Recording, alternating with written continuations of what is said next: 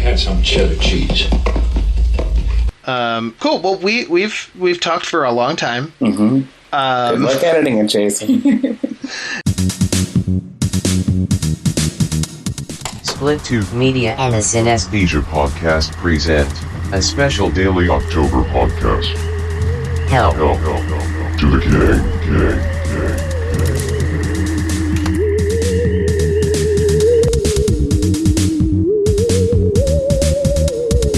King movie, a Stephen King movie. King movie, a Stephen King movie. King movie, a Stephen King movie. I have done my best to scare the shit out of you guys.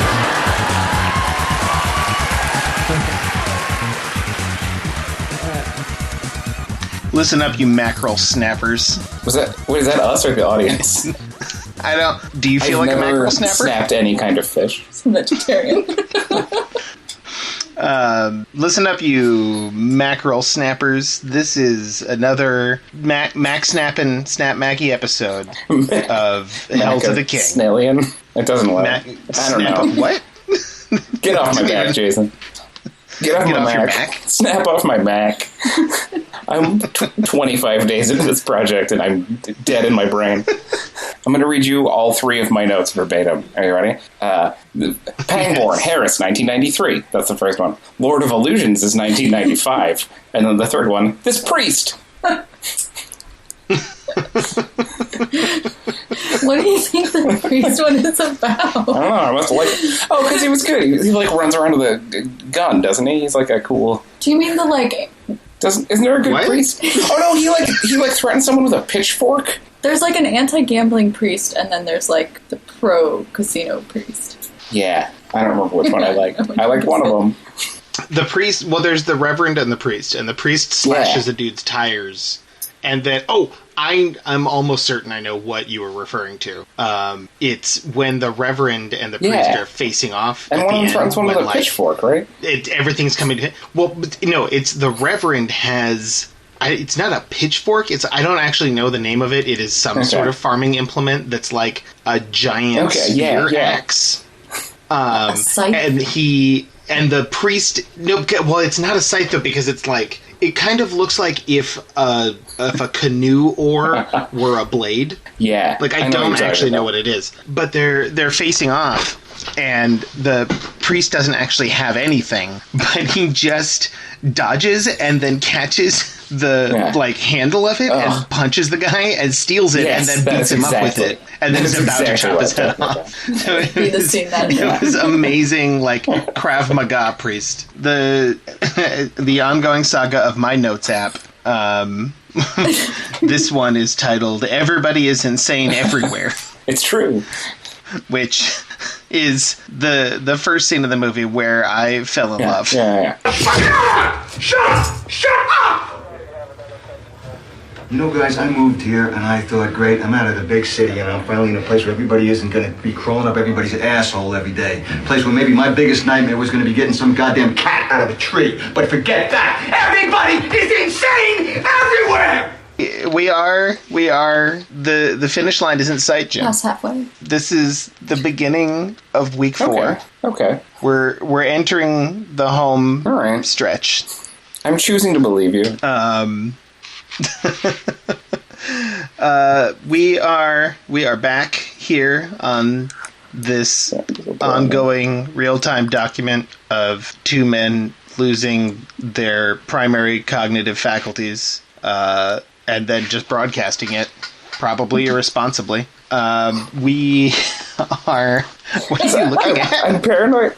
You look so confused. I'm just paranoid about my recorder. Oh, wait, talk?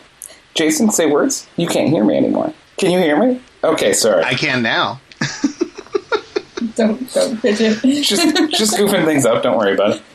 Yeah, it's cool. Just I'm just real worried about. I'm real worried that I'm going to ruin a recording. So now I'm ruining recordings actively, so that I won't do it by mistake. I got this in the mail this morning. Listen up, you mackerel snapper. Excuse me. Mackerel snapper is I'm going to carry that with me for a long time. That's my new favorite insult. That's got to come from King. It must be. I haven't read this book because it's the size of my head, but it feels must more be. Shakespearean to me. Mackerel snapper? Yes. Wait, who's that? Who's talking? Who's talking? No, that is our dear friend who is joining us today, Logan Taylor. She's a programmer at Fantastic Fest, and we somehow roped her in to continuing this descent into madness with us. Hi, Logan. We're broken. So, do you want to just talk for half an hour? No, I want to watch this train wreck. No, see, the guests are supposed to be here so that we can go to sleep in the last week. This is nap time. This is because of you. Logan, why don't you tell the good... Well, say hi. Say hi to the good people. Now say hi to everyone else. No one else listening.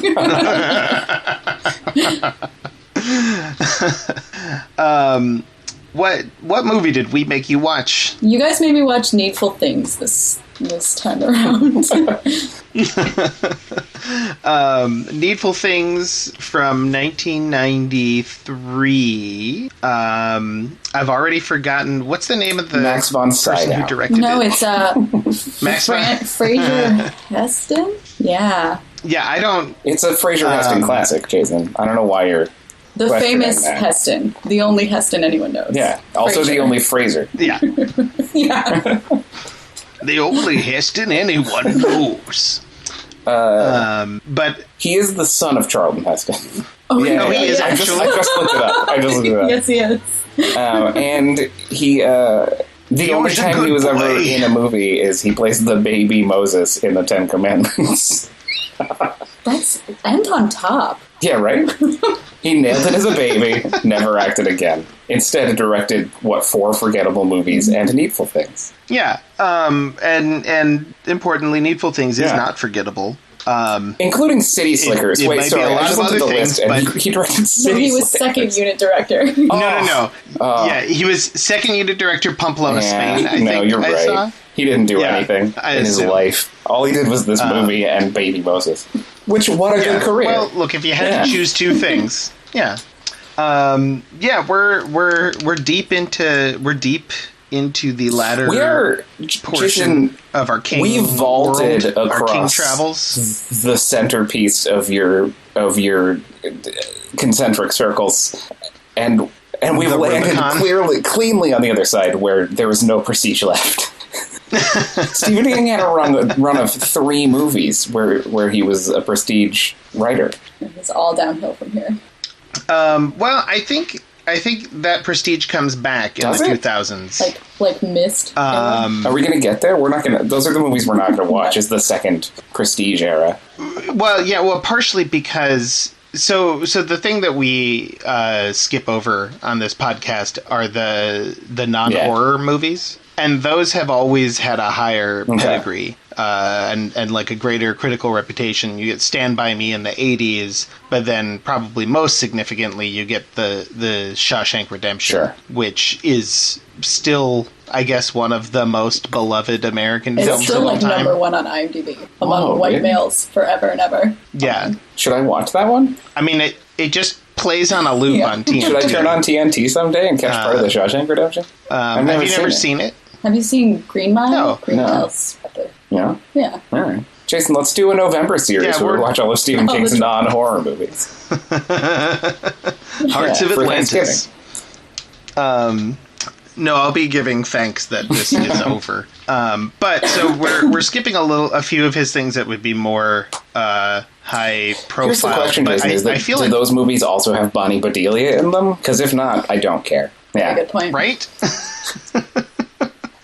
I feel like right now we're actually living through the second King Prestige But it's era. remakes. That barely counts. Yes, but everything is remakes now, and so I think you probably just have to judge the prestige of his remakes Yeah. versus other people's remakes. And all the made-for-Netflix stuff. That's all pretty decent, actually. Yeah. Yeah, that's fair. Yeah. And, like, there's a Hulu show, or I think Castle it's Hulu. Rock? Is that Castle Rock on Hulu? Yeah, so he, like, has a prestige TV show. He has a 2-part big-budget movie with Hollywood stars in the second part. Dr. Sleep is going to be a movie now, so he finally, like... He's gonna come full circle now from making his own TV movie to refute Stanley Kubrick's Shining to finally getting to utilize footage from Stanley Kubrick's Shining in the adaptation of his book sequel to The Shining that was all a refutation of Stanley Kubrick. Are you saying that King is involved in Dr. Sleep in a meaningful way? Like the film version? Well, I mean, it's based on his book. Yeah, but so is The Shining, Jason. Sure. But Dr. Sleep, the book, was specifically written to continue the story in a way that it could not have continued from Kubrick's version. Ah. It was like, here's what this world is that Kubrick totally missed. We're going to dive further into that specifically as a sequel that could only be to his book and not to the movie version. But what if Flanagan just makes it a sequel to the movie? That would be amazing. Just totally screws King over again.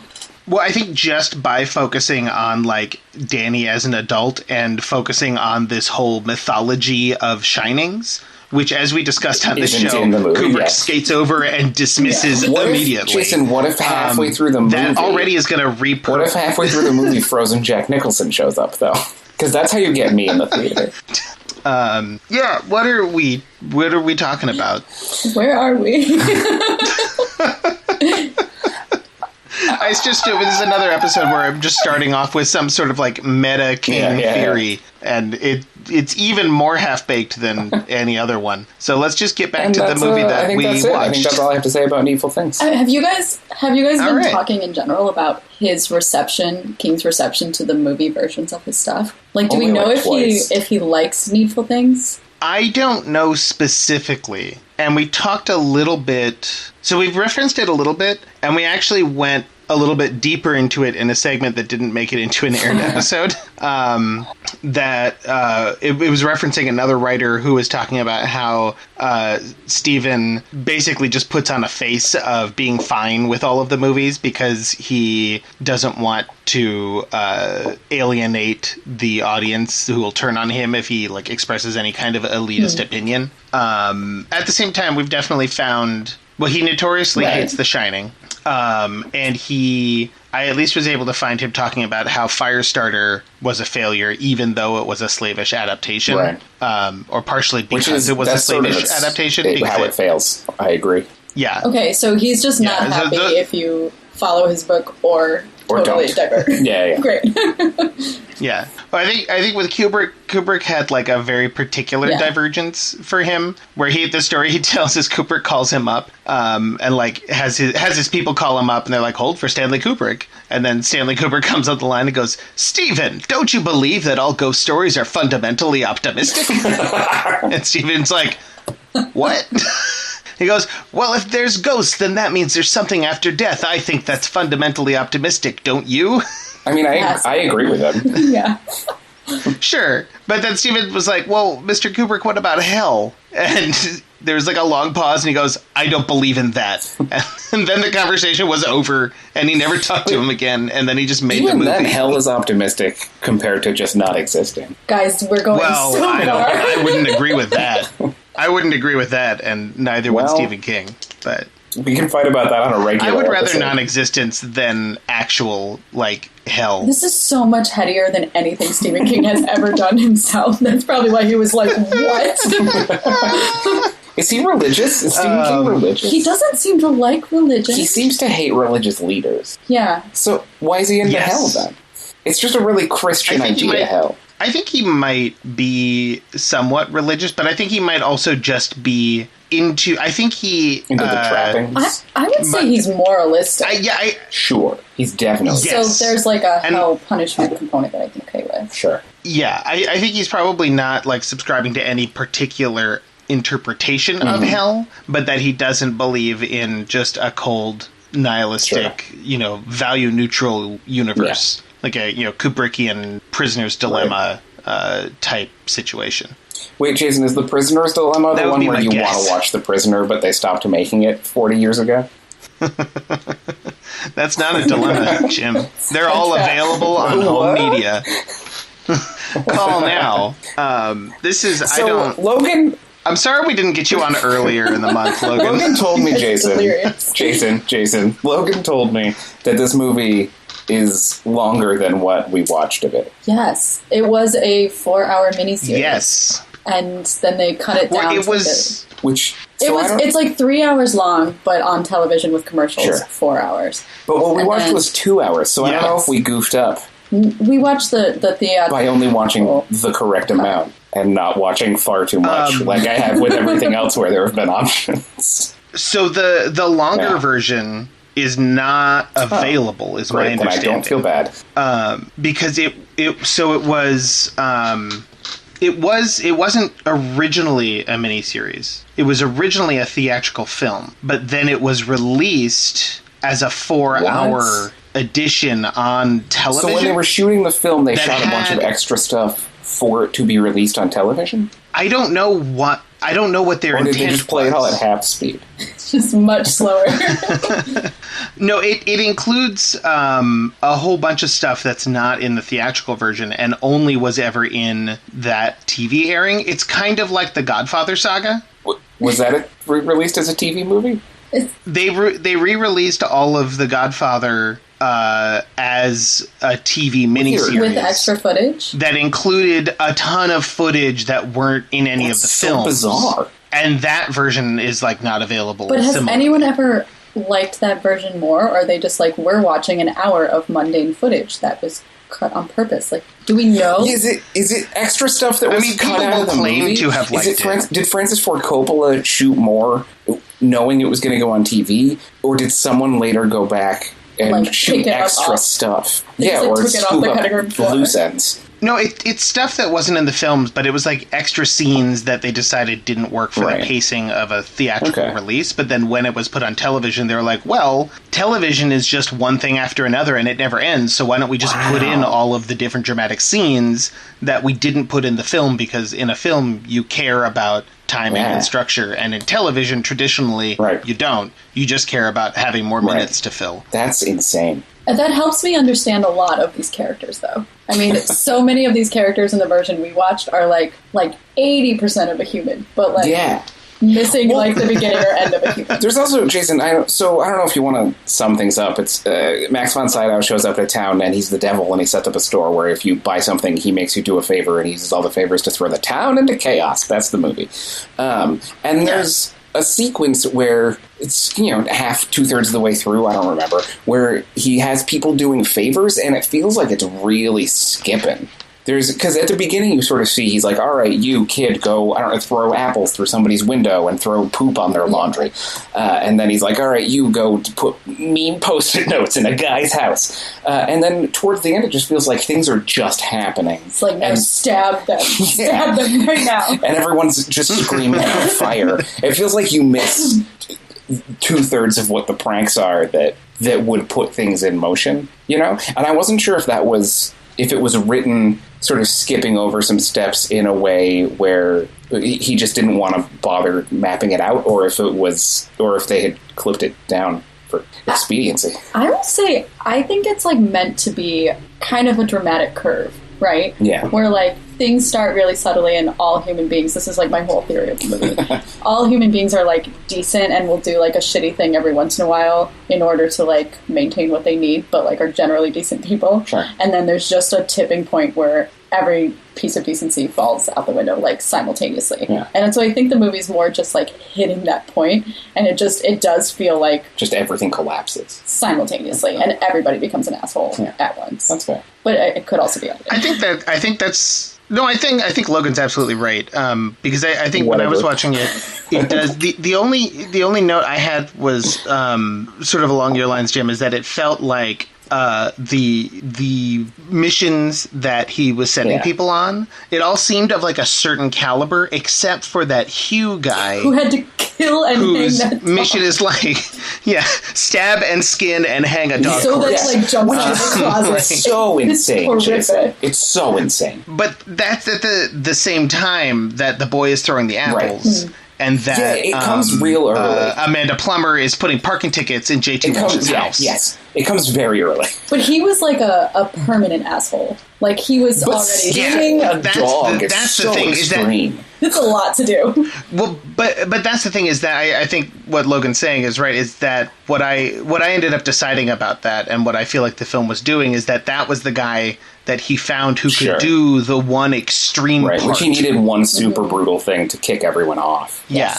Because otherwise it's just a prank So- war. Which I would legitimately watch a movie where Max von Sydow shows up in a town and just starts a prank war, and it's just that, and then it's Ernest Goes to Camp for 90 minutes. I mean, that's a little bit what this movie Except is. the man skins a dog, Jason. Sure, but hear me out. We, like, I don't know, 500 days ago, did Misery. I don't remember that. Which you posited, it's the movie with James Constantine. Oh, yeah. Okay, so you posited that Yes. that movie was not being constructed as a Correct. horror film, but instead as a dark because comedy. I watched it. Right. And that was one of those special times where Jim's eyes sees things in the way That they are presented may on actually screen, yeah. be, but that don't actually match up with how anybody human ensconced in emotion that works. system of understanding. So it's one of those things where I think you're right about that movie in terms of its actual shape, but in terms of, it's like you're listening to somebody speak a language, right? Is it English? And you're reacting to the sounds that they're making and the tones that they're using, and not the words that they're speaking, because you don't speak the like a language. dog. But everybody who knows the language is hearing what they're saying and interpreting it in terms of the message they're saying. Sublingual. No, it's a good point. Like the tone versus like the meaning of, and you're just like picking up on a tone, which Stephen King's movies are I thought totally the a meaning mess. also, but a woman smashing a man's ankles with a hammer can be either funny or scary. 100% scary.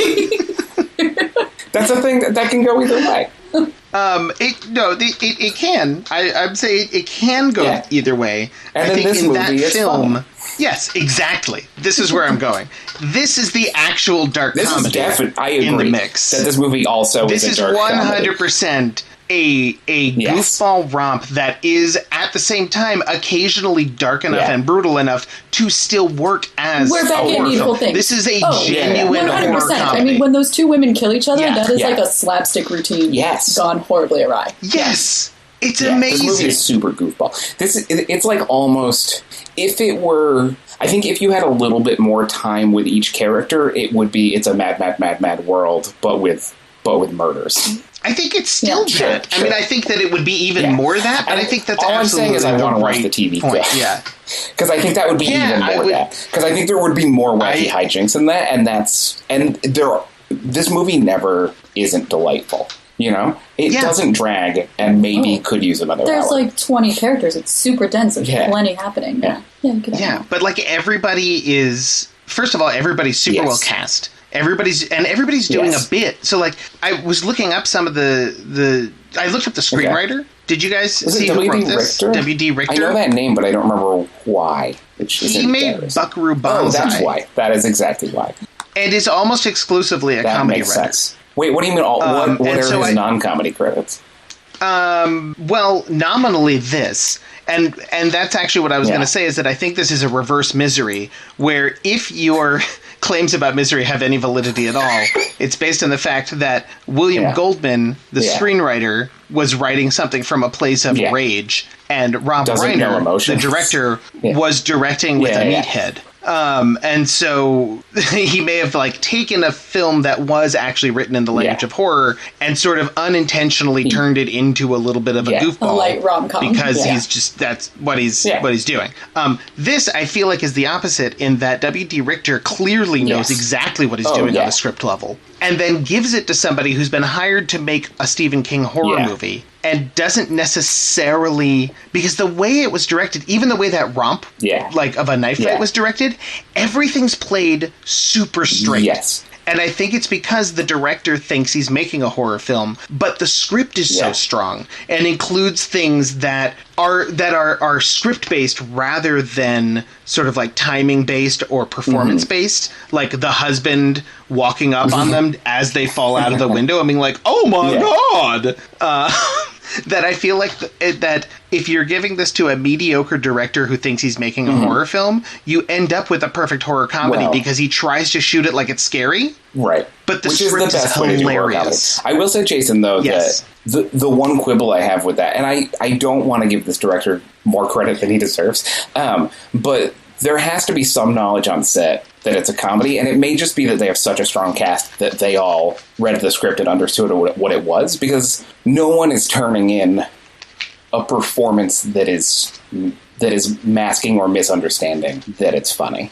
Ed Harris is. And I love Ed Harris, and I love Ed Harris in this movie, but Ed Harris is 100% playing and it see, straight. To me, Pangborn in this is like 100% eye rolling to the camera. Like, he's everywhere he goes, he's like, what now? Like, to me, he's like that perfect foil. It does feel like he's an exasperated man in a town of crazies. Yeah. Which I think is a correct read. But I think that's how you would play that character in a comedy also. Yeah, he's like he's like Jason Bateman in Arrested Development. He's like the straight guy among lunacy as a form of comedy. Chew on it, Jason. Yeah. Yeah. Okay. I can see that. I have a hard time reading Ed Harris as anything other than just a serious rage ball. Well, yeah, that's what he does. Yeah. Yeah. I think that is... But I think it's correct for the film. I just question how much he knows that he's in a farce. Well, sure. I don't think he would turn in a different performance either way. But So it's still pitch perfect casting. Yeah. Regardless. Exactly. But, Jason, so this is our second Alan Pangborn film. And I... Wait, it is? we watched Dark Half. Well, Dark Half is...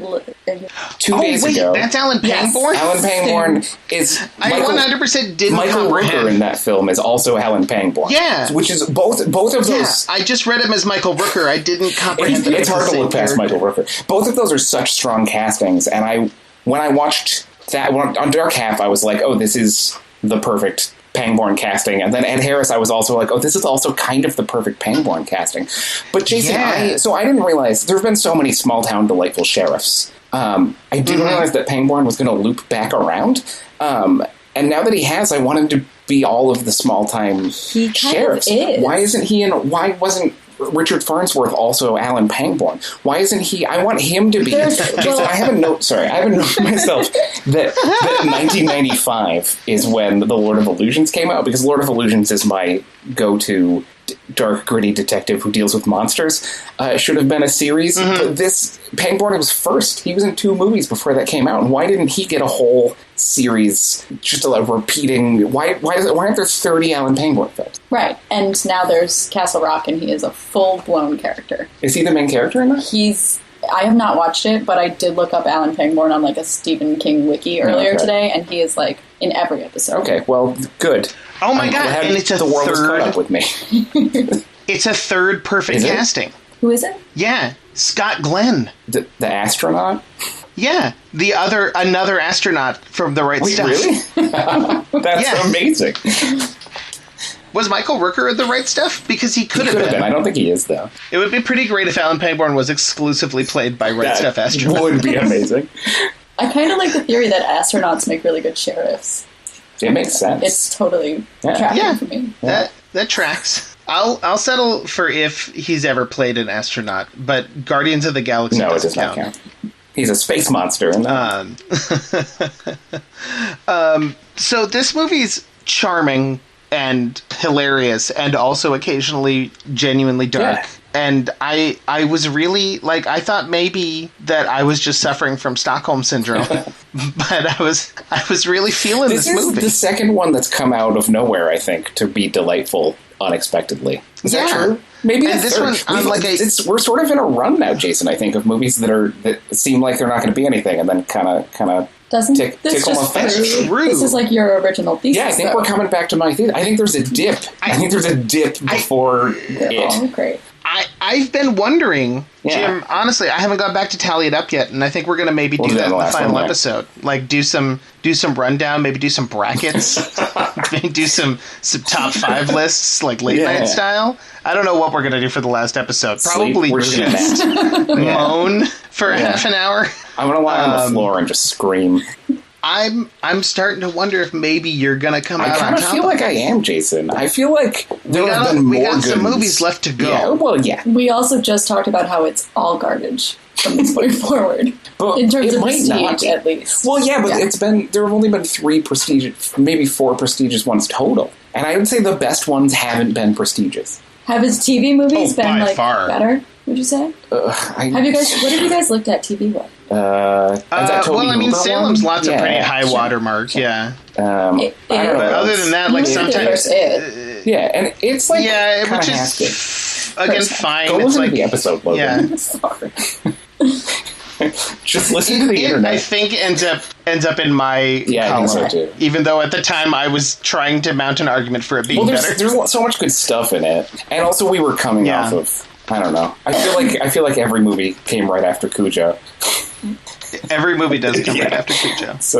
But let's talk about this movie, finally. Actually. Jason, so there's a scene... we've been talking long enough that it's worth talking about the movie. Jason, there's a scene near the end where a priest and a minister have a standoff in the street, and it's the best scene I've ever seen in a movie. So this is in the middle of the town in like full riot chaos mode. The Max von Sydow's Mr. Gaunt, who's, I don't know, either the actual devil or some other kind of demon or whatever, it has worked his manipulations to turn everybody everyone's mad at everyone. Literally fighting in the street. And the minister comes running at the priest with a giant farm murder weapon, a battle axe of farm equipment, and tries to... I don't know what that thing is. And tries to destroy him, and the priest ducks under and sucker punches him and steals it, and then almost murders him just before Ed Harris saves everybody.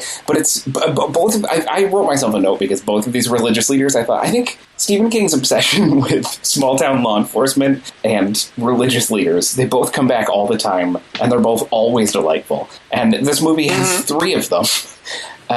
Including Pangborn, and they're just so good. There's no thesis statement there. I just want everyone to know that I like them. We're missing the one point that the Reverend is played by Major Briggs from Twin Peaks. Yeah. Important. He's given not nearly enough to do, but he's wonderful in every scene. And I wish he had more. Which again, Jason, give me that lost hour. And then the Catholic priest is played by I can't remember who. Everyone in this movie is someone good. Everyone of this cast is so strong.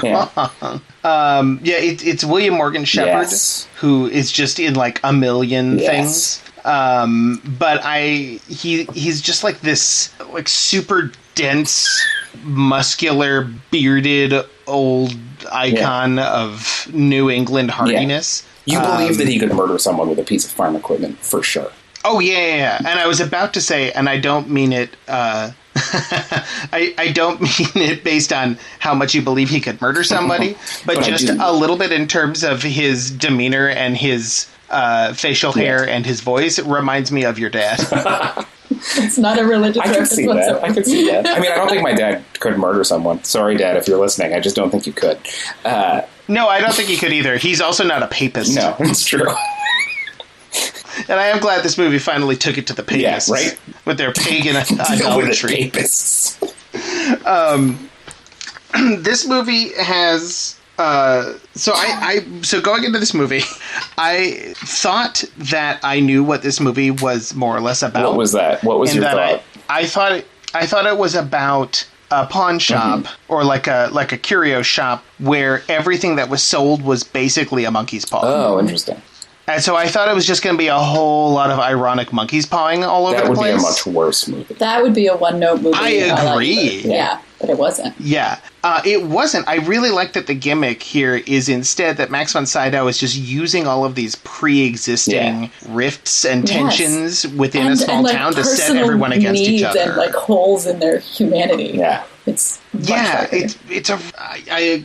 I also very much. Sorry, this is just a small note, Jason. But when the first kid goes into his store and gets a Mickey Mantle card, there's a banner hanging outside that says "Opening tomorrow," right?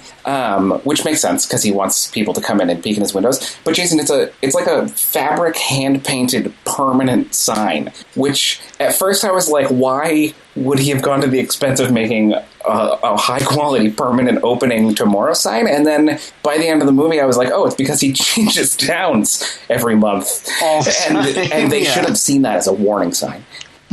And because literally all the clientele are people who are curious a day before. Yeah. And so they go up, and there's no one else in it. Yeah. His best sells are always when there's no one else in the store. I feel like there's a scene in the middle where he kicks everyone out of the store to make a deal, and you're right, it's definitely easier when they just he walk gets rid of the boring people who are actually shopping to his business. Yeah. He does have, I wish I could remember some examples, but I feel like his store is crazy. I feel like it's just a house with a big living room with 18 things in it, and then you ask him for something and he finds it somewhere hidden in the back. Yeah, that sounds correct. Or there's it's in a glass case in the middle of a place with nothing else. It's the one thing you want. It's like a terrible empty museum. Yeah. Where he'll give you things. Well, it's like when the boy walks in before he's open, there's just sort of open boxes with things hanging out of them and things on like surfaces kind of haphazardly. And you think like, oh, well, he's not open yet.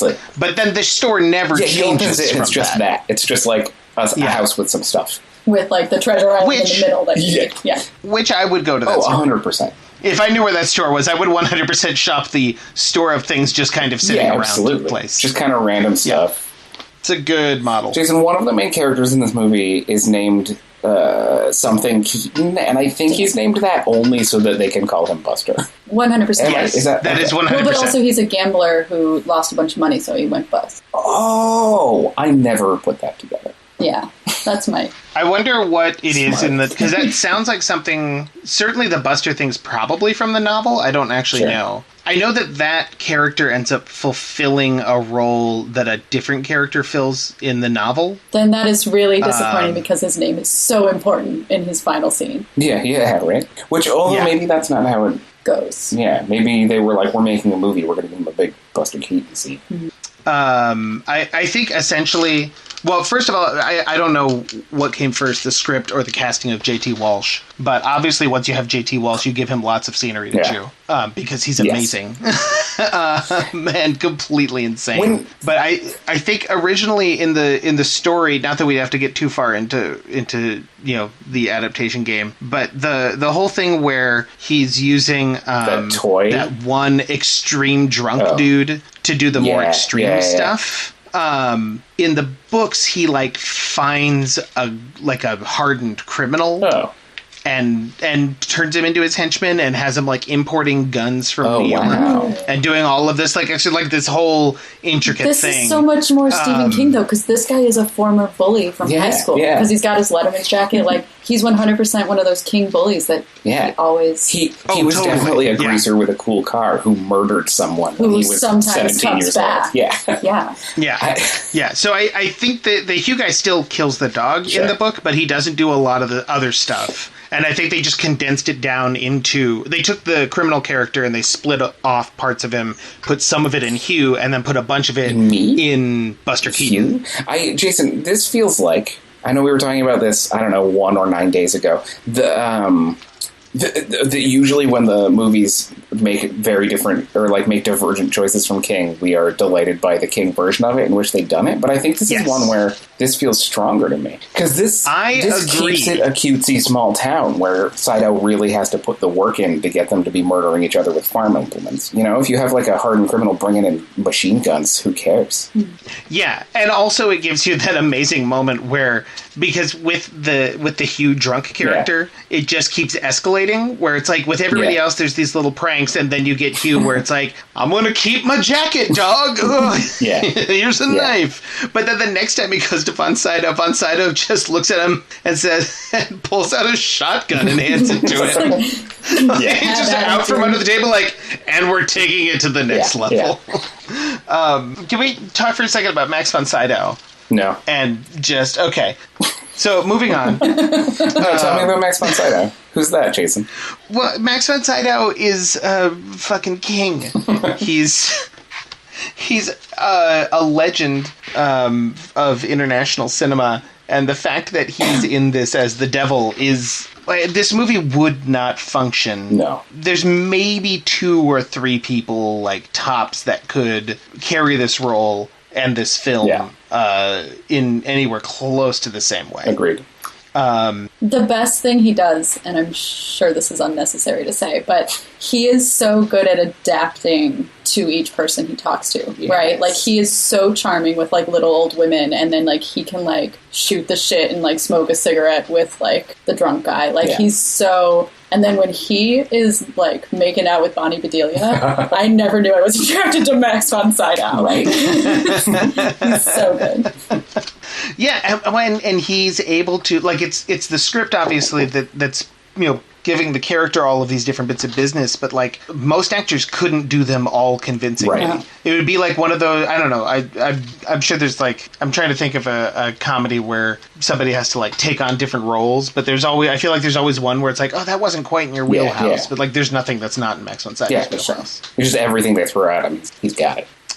There's also a scene early on where Ed Harris as Alan Pangborn comes to meet Max von Sydow as Mr. Gaunt. That really, like, hit my buttons in a good way. In that, like, cheesy movie setting up the hero and villain type thing. Like, they're just so archetypal. Yeah. They're, like, Alan Pangborn is so good coming in, and Gaunt is so evil, and the way that they establish that this is the guy that he's not going to be able, that he's going to have to somehow deal with, is he just asks him, like, oh, can I sell you something? And he just goes, no, I got everything I need. And he just, like, the way Sydow plays the reaction is just like, what? But he keeps it on the side, but it's just like, I've never been so disgusted or terrified in my life. But then they sit down and have some cake. Oh, it's so or some pie. Rather. Is this the scene where Max von Sydow says, like, if it's hot in here, I'm sorry. Like, I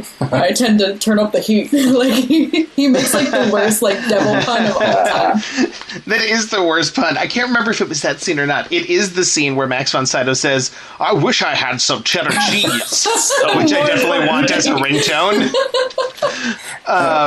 But it just put me in mind that I know, so people who like movies and I guess care about who movies. Are those people? Often, I don't believe in them. They're unfortunate souls. They'll often talk about a film called Heat. I don't know if you're familiar with it.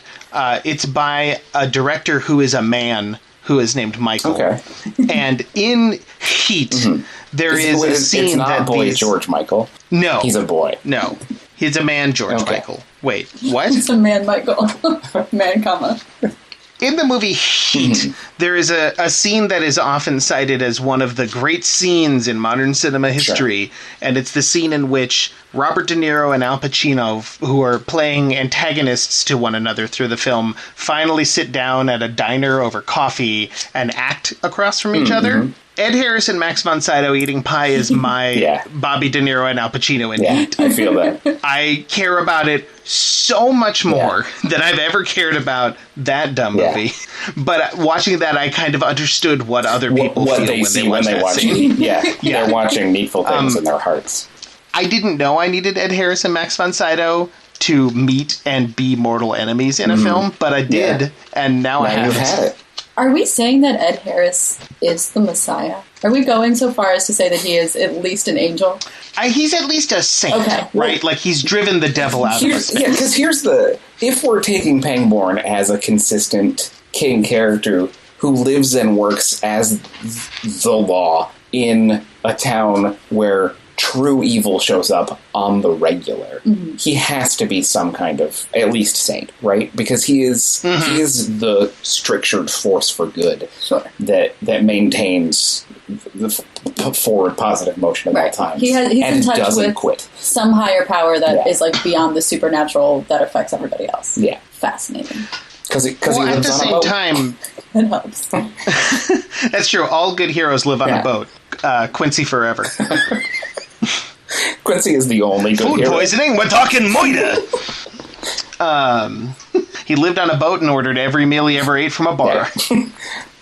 Yeah. I feel like there's an alternate reading here where Pangborn isn't necessarily connected to any divine force of good, but is instead just the sort of epitome of human morality and human ability to stand up to You can read it as the opposite Dungeons and Dragons.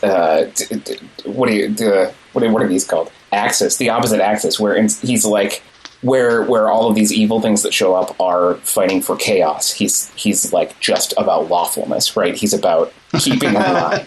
He's like not chaotic. He's not good or whatever. He's like or evil. Yeah. He's just upholding the law. He's just a real good sheriff. Good neutral. Well, but except that he has another king character with a it's another king character with a really dark past though, right? It's like Tim Matheson and Sometimes They Came Back. He did something terrible in his past and he could easily do it again. And and the whole movie is built around that crux of, like the priest is talking to Alan Pangborn and he says, the devil doesn't make people do anything. Right. People have a choice. And of course he's also talking about himself because he's already been co-opted by the devil in this very film. But it's Pangborn who at the end has to choose to not shoot the priest, but just shoot in the air and try to rally everybody. Yeah. And so it's King's humanism. It's the priest in Salem's Lot that doesn't have the faith to make the cross work, but he's still gonna run up and punch a Dracula in the face to save a kid. And I guess that's Pangborn. That's the reason that Pangborn isn't the same dude in all the movies, is because 2/3 of the time he has to sacrifice himself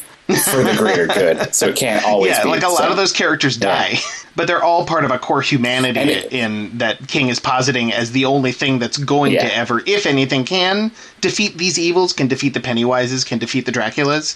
It's going to have to be some core, like, human true goodness. Yeah. It's very pro. Yeah, taking us back to Meta King theories. This is where I eat. Great, well, good. Thanks. That's so wholesome. I feel like we should just end and everybody should hug.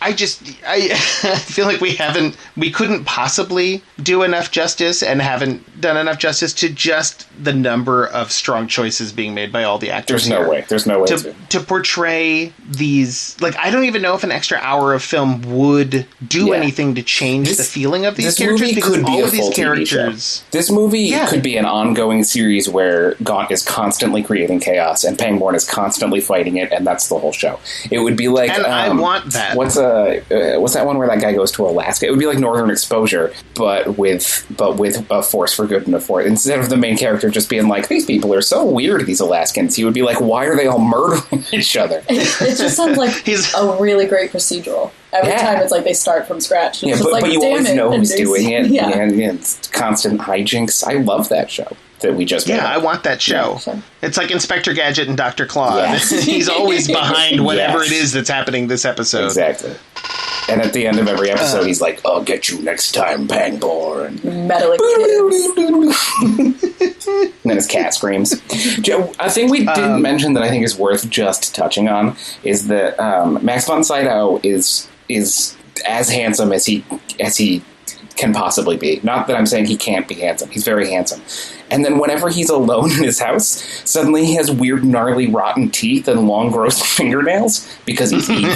But it's like a slow... I think it's gradual. And then slowly, as people nastier. find out he's evil, they get grosser and grosser. It's so nice. Yeah. The final scene, he's like legitimately gross. Yeah. It's a nice touch. It's just really lovely. Yeah, I don't know what was up everybody's butt when this movie came out. This movie was panned and is like notoriously a terrible movie. Yeah, Logan said Ebert hated it. And I feel like Ebert is usually the dude who comes down on the side of trash when no one else will fight for it. Yeah, I don't know. It's like all of the nobody could see how funny it was, I guess. Yeah. Or I don't know what people thought all they were of seeing. these say that they thought it was depressing and unpleasant, and like this movie is not depressing. I think it's kind of hopeful. Yeah. I mean, it's back to what we just said about humanity. Yeah, it's super posy at the end. The town beats the devil because Ed Harris gives a rousing speech. Right? Yeah, because he coaches them.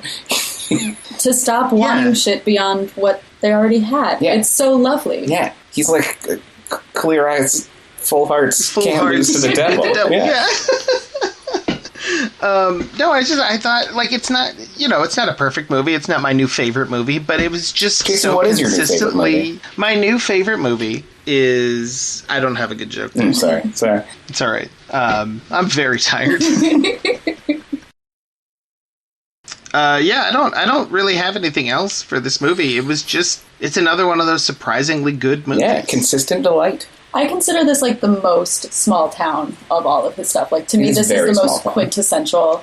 And then I want this to be the exact cast that's then in like The Mist and like every other one of these. Like you could just replicate this cast for every Castle Rock thing, and I am so content. Yeah, this one is explicitly in Castle Rock, right? Yes. Yeah, I know they've mentioned Castle Rock in past movies, or like had things set in places that I think maybe in the stories or the books were Castle Rock, but they moved it around. But this is the first one of this gung-ho, like, this is Castle Rock, this is King Country, this is what's gonna happen here. I guess the Dark Half was a little bit like that, but it was just a little bit it's not more... Just in their wasn't house. as focused on...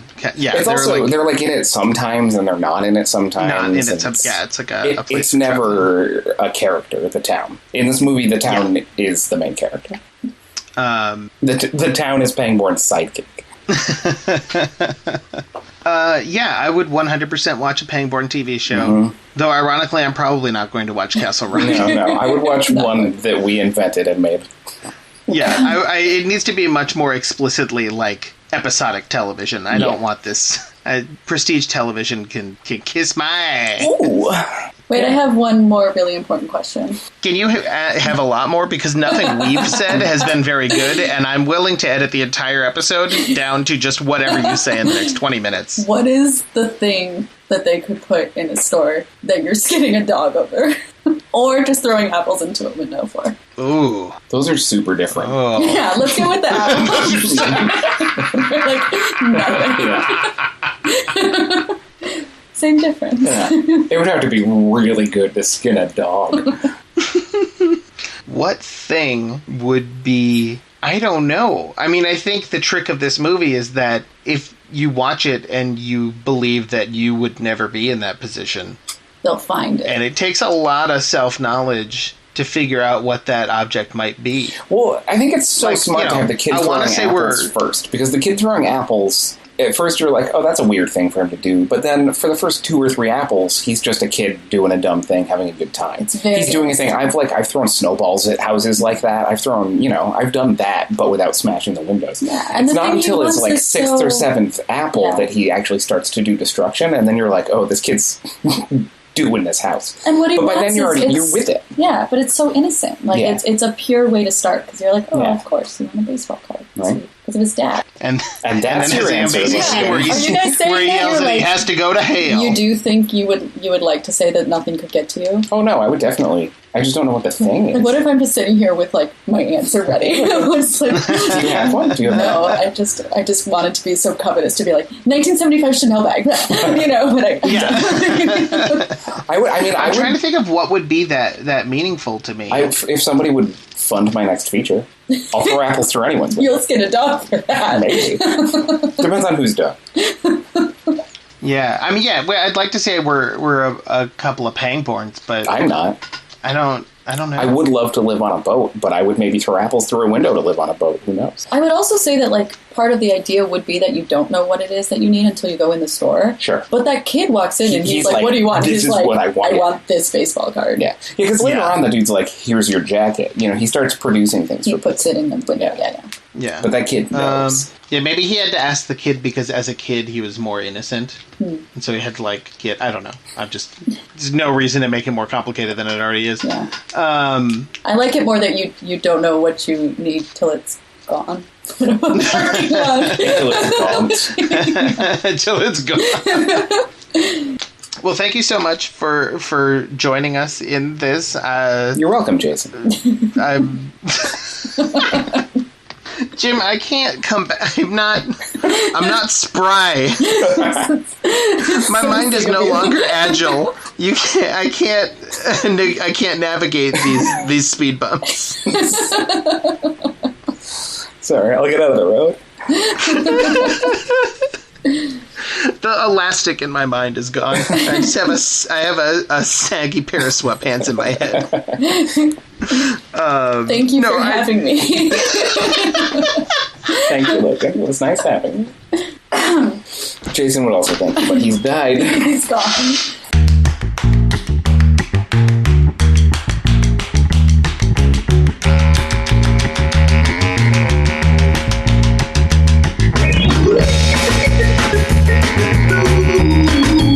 Hell to the King is a special presentation of the Cinesthesia podcast, produced by Iguanodonald Studios, and distributed by Split Tooth Media.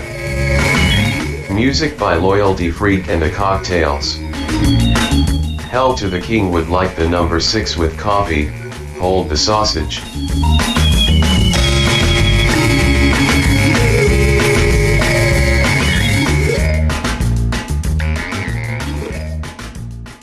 That's a little bit what this movie Except is. a man skins a dog, Jason. Sure, but hear me out.